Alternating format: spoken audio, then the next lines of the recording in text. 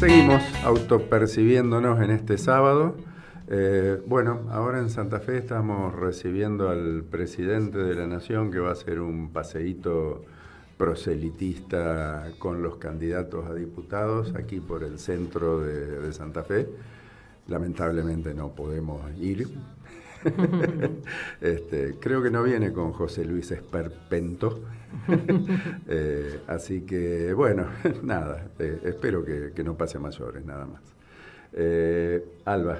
Bueno, para hablar de algo totalmente contrario a la visita de este presidente, ayer en el norte de la provincia de Santa Fe, específicamente en Tartagal, un pueblito en el centro de la Cuña Boscorsa, de los pocos quebrachos grandes que he visto últimamente, vi 4 dentro del pueblito, se realizó el 4º Congreso de Escuelas Rurales de la provincia de Santa Fe. Tenía como un lema que tenía mucho que ver con la educación ambiental, por eso nos habían invitado a dar una charla, pero también tenía que ver mucho con la identidad de los pueblos forestales y con la realidad que están viviendo en ese momento. Digo que en cierta manera un contrapunto con el presidente, porque en esa escuela rural, hermosa escuela rural, en lo que era el edificio de la soltería, de uno de los enclaves de la forestal, donde venían a alojarse los solteros, que venían de Inglaterra y de otros lugares, que hoy está transformada en una escuela. Se realizó este congreso donde había como 2 momentos. Un momento destinado a que las más de 40 escuelas rurales que por ahí desconocemos, que existen en estos parajes, muchas no tienen nombre, son el paraje 21, el paraje 27, algunas sí tienen nombre específico, muchas escuelas de cuarta, que son estas de cuarta categoría, estas escuelas de donde hay una maestra y todos los estudiantes en los distintos grados presentaban sus trabajos. Entonces realmente hubo trabajos muy interesantes. Hay escuelas rurales que pertenecen al ámbito de Reconquista o de Avellaneda, entonces tienen otro desarrollo, pero algunas escuelas muy pequeñas de parajes que la verdad hasta yo desconocía, pese a que ando bastante por la zona.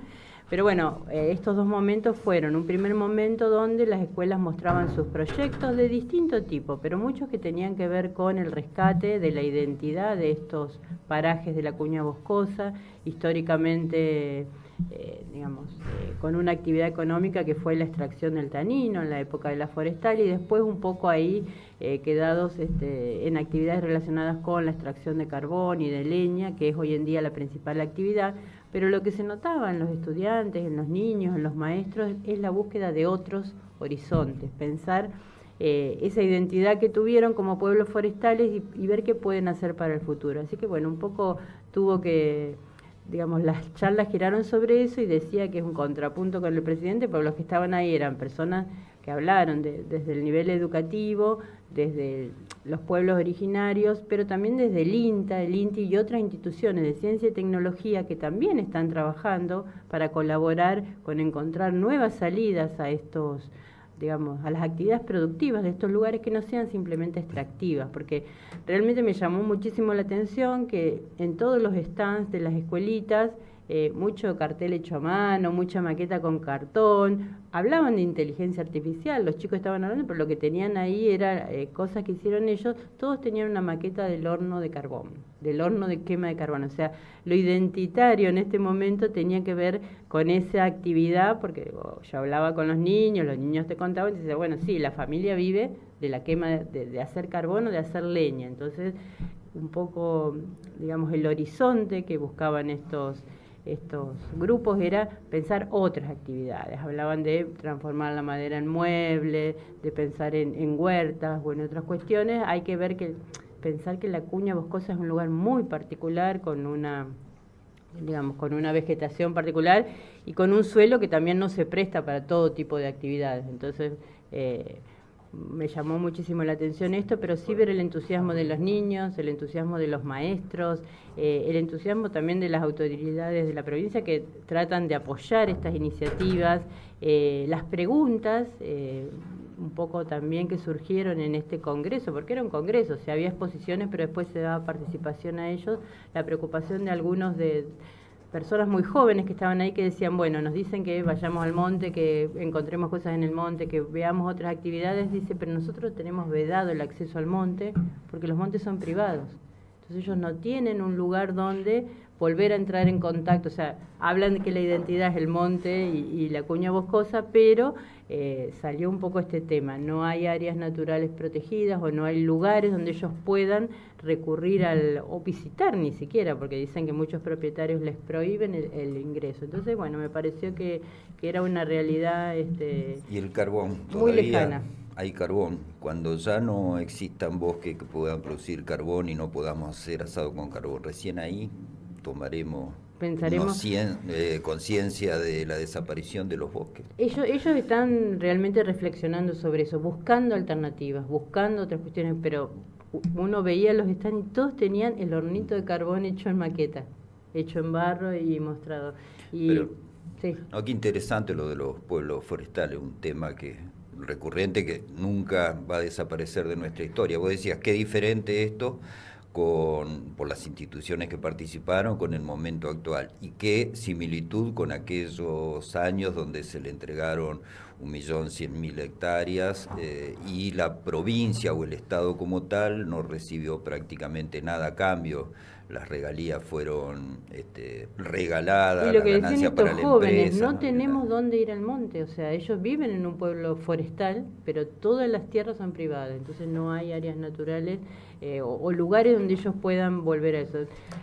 Sí, una situación muy compleja, una historia muy particular. Ellos dicen que es un evento cuando llegan los ex residentes, o sea, cuando vienen grupos de personas que trabajaron en la forestal, son recibidos como héroes de guerra, se hace toda una fiesta, o sea, cosa que uno realmente desconoce. Esos ex residentes, que son los que vivieron en los pueblos forestales, vienen cada tanto a los pueblos, obviamente ya personas mayores, grandes, no quedan tantos, pero ellos decían, eso es como un gran evento. Entonces hubo mucha discusión, sobre todo viniendo muchos de profesores de historia que están trabajando esta temática, y ese tema de la identidad de los pueblos de la cuña boscosa era una en el pasado, pero hay que buscar una identidad para el futuro. Me parece que este congreso o estos congresos tienen que ver con eso. Lo bueno es que para estos análisis han quedado registros muy valiosos. Hace unos pocos días en página 12 Mempo Giardinelli se refirió a los pueblos forestales y ahí menciona a Gastón Gori con La Forestal, la tragedia del Quebracho Colorado, donde a modo de ensayo y con rigurosidad de los datos tomados nos permite reconstruir esa parte de la historia, ¿no? Para ellos es como una historia, como un pasado muy, muy rico, y yo me quedé horas mirando registros de las escuelas, donde toda la actividad de la escuela estaba hecha en fotos en esa época, o sea, fotos de yendo a buscar algo, o sea, todo un cuadernito, un cuaderno muy grande en fotos, o sea, accedían a la fotografía, a la tecnología, un montón de cosas en un ambiente No sé si rural. no tenían teléfono, había una vía férrea también. Es inevitable que esté la nostalgia interviniendo a los recuerdos, Obviamente, pero también... había alguien del ministerio, cuando nosotros éramos muy jóvenes, ingresantes, que era de la zona de Vera y que relataba, pero emocionado siempre. No sé si era un ingeniero o un técnico. O don Abelardo Hoyos. Hoyos. Claro, sí. Poblador de allá. Pero recordemos, por ejemplo, cómo era la estructura. La fábrica, la empresa como tal, tenía todos los adelantos, la planta industrial y el pueblo propiamente dicho, donde estaban los empleados directos de la empresa. Entonces vienen todos esos buenos recuerdos de los clubes sociales, la fotografía, la música. El golf, el tenis, o sea, los deportes. Se encargaban de la parte empresaria. Eran los dueños de la tierra y aparecían los contratistas, que eran los que hacían hacer la extracción del quebracho, que tenían contacto con los hacheros y los obrajes, que era otro nivel y que no tenía que ver con la empresa, no eran empleados. Entonces es distinta la opinión que se podía tener y lo que se padecía o lo que se disfrutaba de la forestal.